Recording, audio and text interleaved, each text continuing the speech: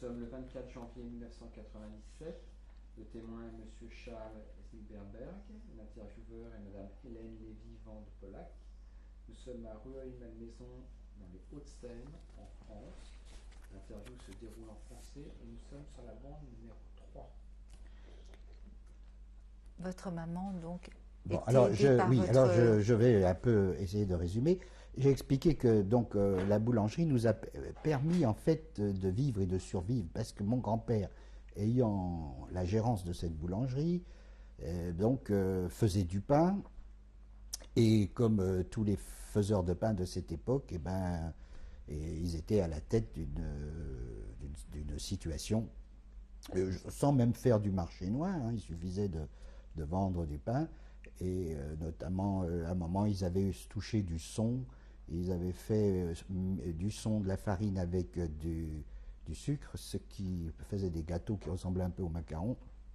C'est qu'il leur a permis de faire une espèce de petite fortune, qui a permis d'abord de se sauver lui, et il avait permis donc à ma mère de survivre d'une façon très simple. C'est que il utilisait ma mère pour livrer le pain. Il y avait des pourboires pour le pain, sinon il n'y avait pas de possibilité. Donc c'était atroce pour moi. Et je vais vous expliquer pourquoi. Parce que donc on habitait tous les trois enfants plus ma mère rue des Francs-Bourgeois dans le 2 pièces et ma mère donc du matin au soir courait amener des pains pour avoir un petit pourboire, un petit plus. Il lui laissait des fois 2-3 pains à vendre. Bon, mais ça nous permettait d'avoir un peu d'argent et de vivre. Et moi, j'ai vécu des instants d'angoisse énormes. Pourquoi?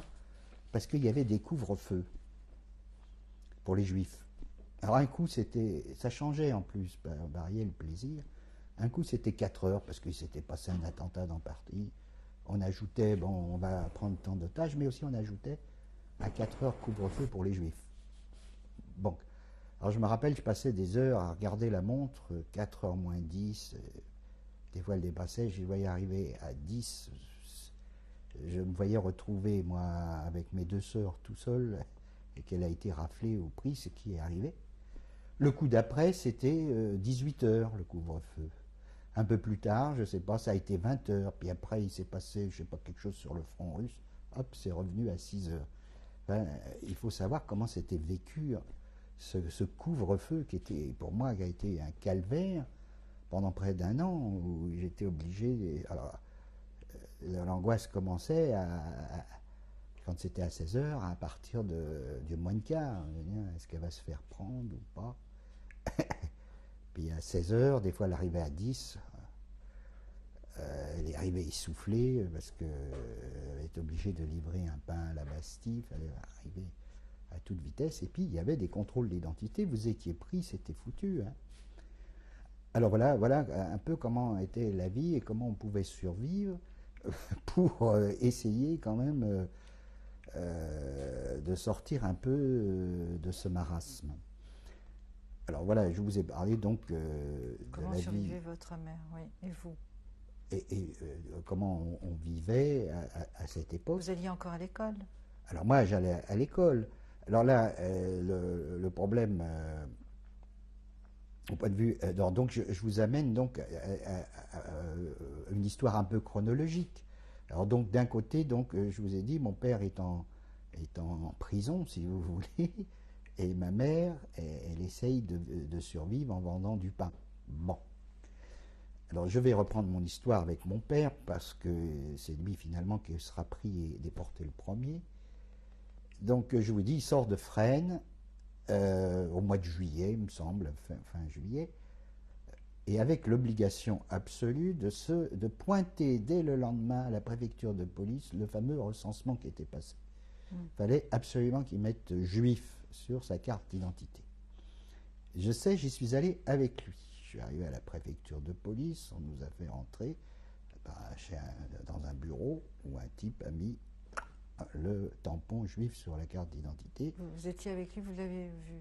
Ah ça j'ai vu, j'étais là, j'ai donné la main, donc on était à la préfecture de police et on revenait il a été donc libéré, je pense, les derniers jours de juillet, et ça devait être le 1er ou 2 août, ou un truc, le lendemain. Et on arrive donc au retour, pour revenir de la préfecture de police à la rue des Francs-Bourgeois, et il y avait en bas de chez nous donc un troquet. Et devant ce troquet, on avait un quart de police secours avec un attroupement. Alors je vous ai dit, mon père on lui reprochait qu'il y avait une manifestation, quelque chose, et puis en fait il n'y avait aucune crainte. Il s'approche de ce quart de police secours, c'est en 41. Hein, et on lui demande ses papiers. Alors, il demande ses papiers. C'était les premières rafles de juifs où ils prenaient tout le monde, hein, français, pas français.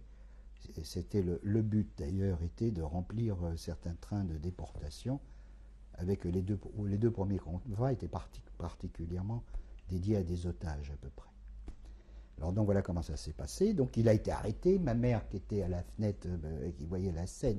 Vous étiez avec lui? Ah oui, je le tenais. Alors le flic m'a dit, toi fous le camp. Il m'a arraché la main de mon père et il l'a fait monter dans le panier à salade avec les autres. Et moi, ils m'ont viré, littéralement. Et ma mère est descendue me chercher parce que quand même à cette époque, j'avais 7 ans. Alors ils m'ont viré, ils m'ont dit de partir. Et mon père a été détenu plusieurs jours, d'ailleurs, au commissariat de la rue Beaubourg. Alors là se posait aussi un problème très, très curieux, dont j'ai le souvenir. Et certains arrivaient à sortir, parce qu'il y avait une certaine vénalité de la police de ce commissariat. J'entendais toujours ma grand-mère, elle me disait qu'il n'y avait pas 20 000 francs à l'époque, il fallait donner 20 000 francs à l'inspecteur, il lâchait un ou deux bonhommes. Donc ils ont gardé ce petit fonds de commerce pendant 3-4 jours, et puis comme ma grand-mère, mes grands-parents, je ne sais pas s'ils pouvaient ou ne pouvaient pas, n'ont pas pu réunir, mais ça c'est pas la version officielle, c'est la version telle qu'on l'a vécue, cette somme. Donc ils l'ont gardé un jour de plus, 2 jours de plus, et puis hop, ils les ont envoyés à Compiègne, puis après à Drancy, et de Drancy où il a été déporté très rapidement en février 1942, dès le début. Alors voilà comment ça s'est terminé. Donc vous ne l'avez pas revu? Et on l'a jamais revu. Votre mère non plus, non? Ni ma mère non plus. Personne ne l'a vu. Et donc la dernière fois que je l'ai vu, je lui tenais la main. Il a été ramassé par la police française qui l'a arrêté, mis dans un panier à salade, et il n'est jamais revenu. Voilà. Alors ça se passait donc en février 1942. Ce qui est un peu différent donc de l'histoire de ma mère, qui donc se retrouve tout seul avec ses 3 enfants. Et évidemment, il faut qu'elle travaille encore peu pour ramener du pain, pour essayer de survivre, parce qu'il y avait réellement pour tous ces gens un problème de survie économique. Et à l'école, vos amis, les instituteurs savaient ce qui était arrivé? Vous étiez au courant? Vous en parliez? Non. Alors là, l'école, j'allais à l'école, mais c'était complètement pas négatif, on n'en parlait pas. J'étais avec un petit copain, puisque on savait celui qui était à côté. Ça me reste, il s'appelait Najman. Je pense que toute cette famille a disparu. Hein, donc c'était mon voisin de table, dont je me rappelle bien le visage et tout ça. Et lui, il a disparu, je sais qu'il a été déporté, il me l'a dit complètement. Puis pratiquement toute la classe, hein, dans la classe où j'étais. Vous étiez à majorité juive? Oui, j'étais à la rue des Hospitalières Saint-Gervais. Donc il n'y avait que des enfants juifs? Quand même pas? Oui, non, il y en avait 2 ou 3 qui n'étaient pas juifs par classe, mais il y avait une grande majorité d'enfants juifs. Je pense qu'il y a des classes entières. Et pourquoi je me suis focalisé sur celui-là? C'était mon ami de classe, 5-6 ans. Mais j'ai un vif souvenir de cette école, hein, où j'ai été à l'école maternelle, où j'ai rencontré des tas de gens que certains ont survécu, je les revois maintenant, de l'école maternelle. Bon, il en est resté quelques-uns. Mais par exemple, dans ma classe, la majorité a disparu quand même. Parce que, finalement, ils ont été déportés massivement.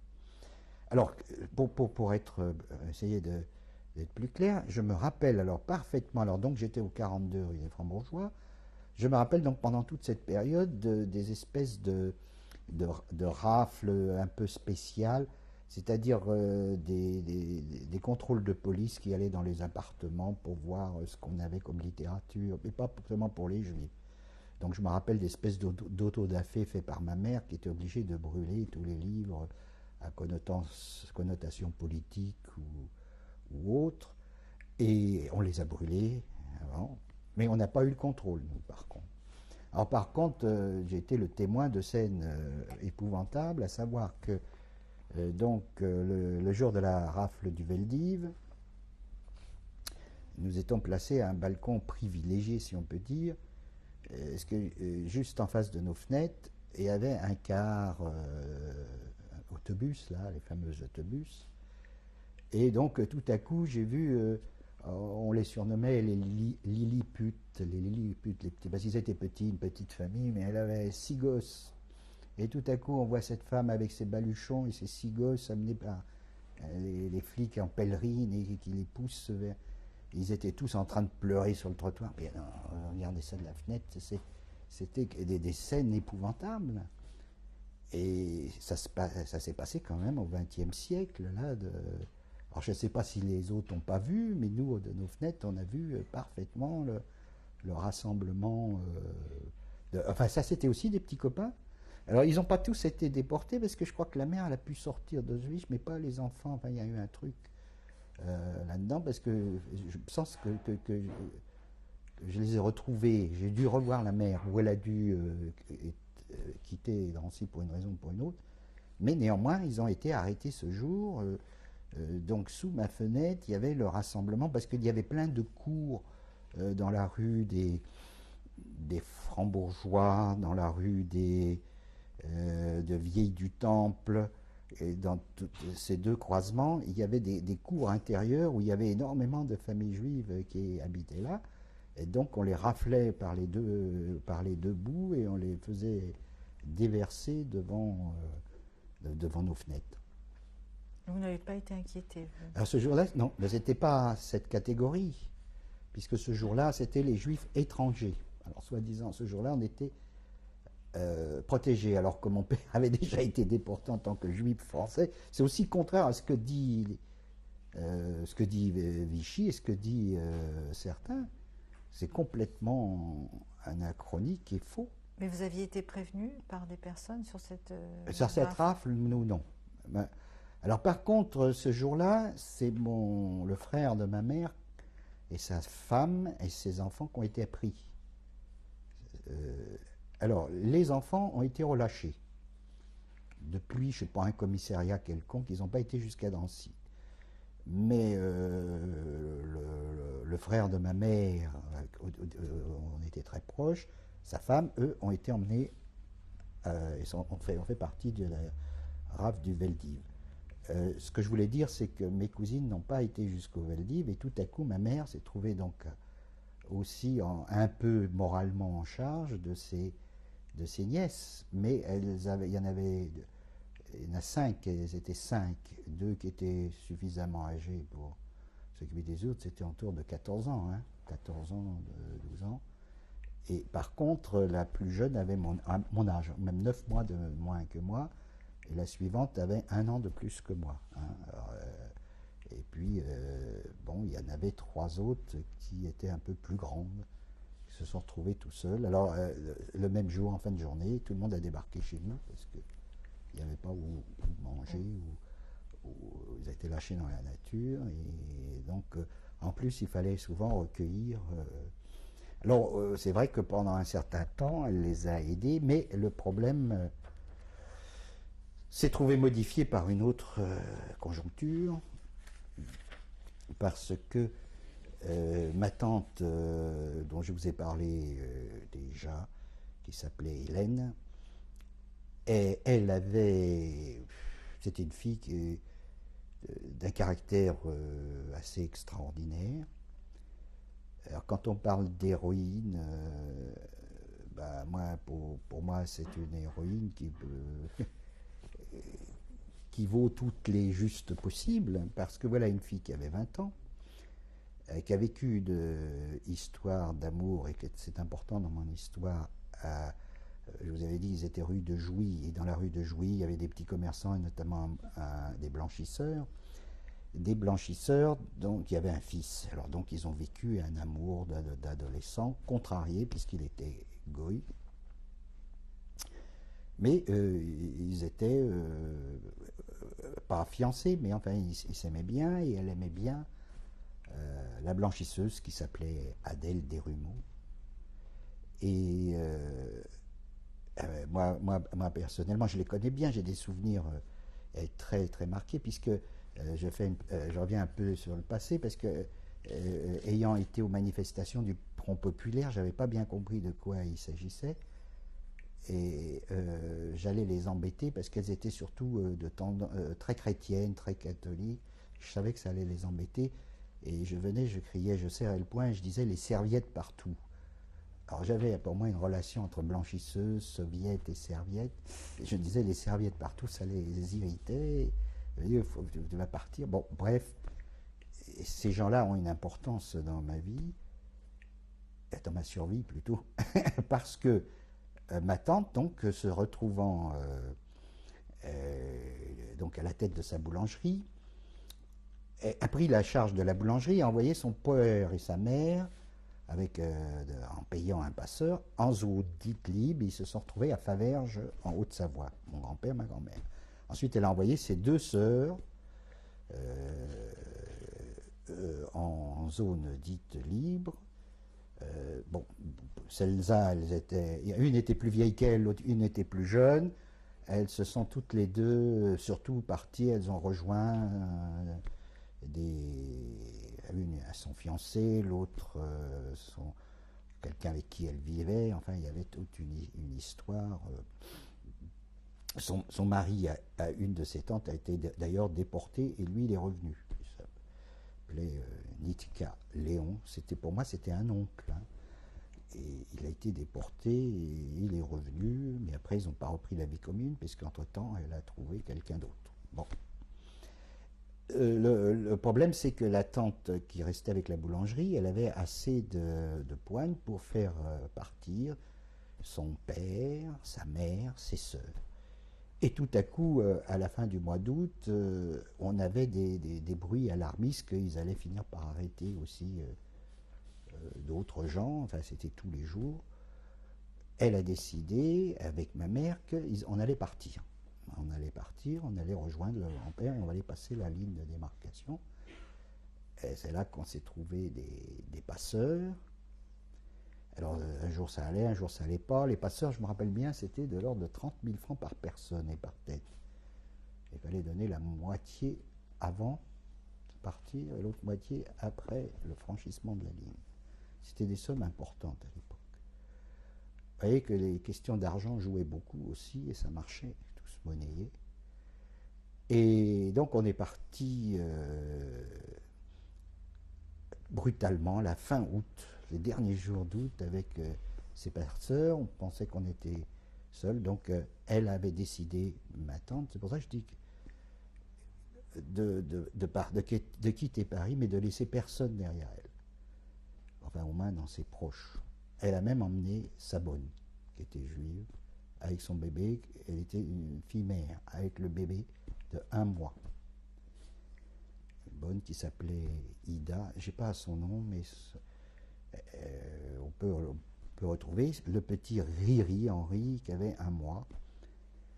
Et puis on a retrouvé à la gare de Lyon tout un groupe de juifs hongrois de la rue des Blancs-Manteaux. Finalement, on était 15 personnes, avec donc chez eux des personnes âgées, et nous, donc ma mère, ma tante, les 3 enfants, la bonne et le petit bébé. plus 8 personnes du côté. Et on a embarqué jusqu'à une ville frontière, à la zone de démarcation. On est descendu, ce qui était possible puisqu'on n'avait pas de papier à montrer. Et à cette partie on a passé d'ailleurs pratiquement, on est arrivé, on a roulé de nuit, on a dormi dans les champs toute la journée pour essayer de passer un moment où la garde allemande descendait ou montait. C'était du côté de Chalon-sur-Saône. Et quand on est arrivé à la tombée de la nuit, il y a eu quelque chose qui a cloché, je ne sais pas, il y a eu un renforcement de la garde, etc. Et ça s'est mis à tirer, et on nous a tiré dessus. Et la mère du petit bébé a eu peur, elle est partie avec le bébé hurlant dans les champs. Et puis les passeurs ont disparu, se sont sauvés immédiatement, puis ils nous ont laissés là en plan, ils ont disparu. D'ailleurs, on a sans rembourser les 15 000. Bon, enfin, ils ont disparu. Et peut-être c'est une chance, pas de chance, mais enfin, c'est la Wehrmacht qui nous a pris. Or, bon, je ne sais pas, on entendait siffler des balles, bon, mais on ne bougeait plus, on n'avait rien à dire, mais l'autre, elle ne voulait pas qu'on étouffe son bébé d'un mois, donc elle était comme folle, elle courait dans les bois. Bon, on a réussi à la calmer nous-mêmes pour qu'elle revienne, pour qu'on ne lui tire pas dessus quand même. Elle est revenue, elle a mis le bébé en veille, et bon, et là, bon, que l'armée allemande nous a pris. Bon, il n'était pas désagréable, je me rappelle, on était exténués, enfin désagréable. Ils avaient des motocyclettes, comme on ne pouvait pas marcher, ils nous ont mis sur des motocyclettes pour aller plus vite. Et on nous a internés donc d'abord dans un poste frontière. Alors ça aussi, on ne sait pas qu'en France, il y avait des postes frontières qui étaient aménagés, et donc on était mis au secret pendant 2-3 jours, avec des fouilles, des interrogatoires. Et ma tante, ma mère m'a dit, de toute façon, ce qui est important, c'est que l'argent des passeurs et tout ça ne tombe pas aux mains des Allemands. Donc, quand ils ont fouillé les femmes, ils ont fait venir des femmes flics, enfin des femmes allemandes de l'armée allemande.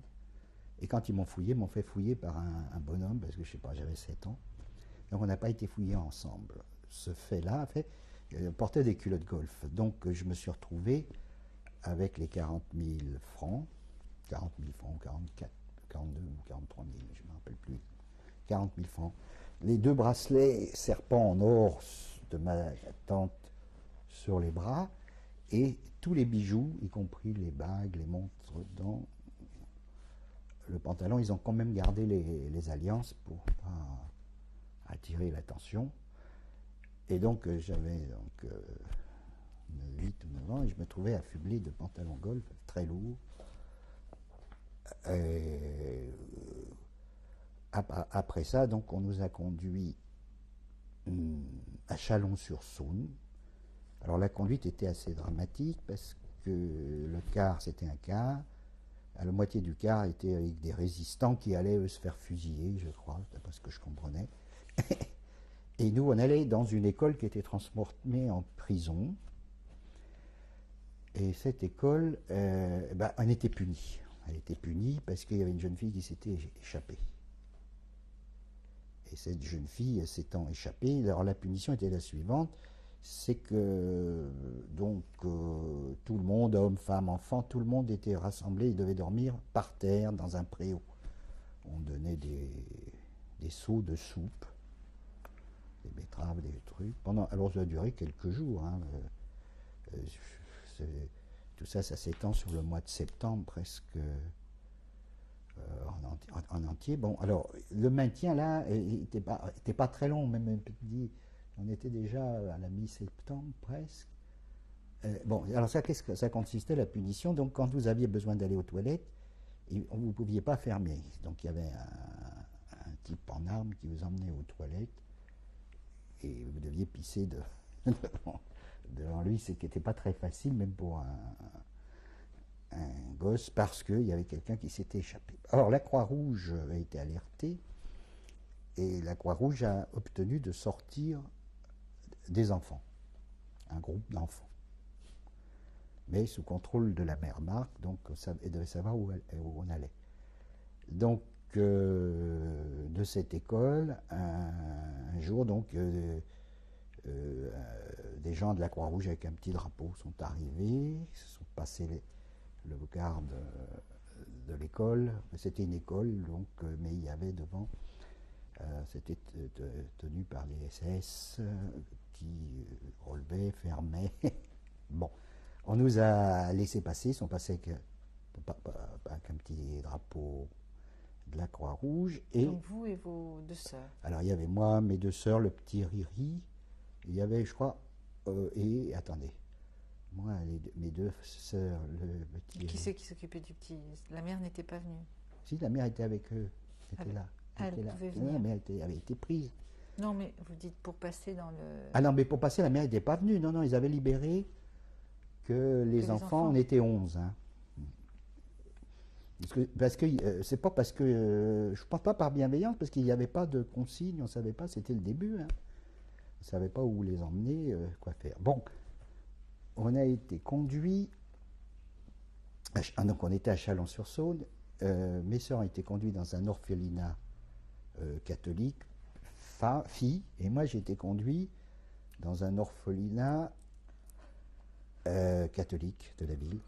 Je sais qu'il y avait, je peux pas, elle était juste en bord de Saône, avec une église, je me rappelle. Alors c'était pas amusant, parce que là, dans ces orphelinats, je me rappelle, on nous réveillait à minuit pour pisser. Tiens. Alors ce qu'ils ne comprenaient pas, j'allais être puni, on m'a dit, si tu n'enlèves pas tes golfs, on va te punir, tu vas pisser dans les trucs. Il y avait un curé qui entrait avec un fouet, qui tapait debout à minuit pour empêcher les gens de pisser au lit. Et à cette époque, il y avait des violents bombardements sur le Creusot, en face. Alors ça me gênait beaucoup, parce qu'on nous faisait descendre dans la petite chapelle pour prier.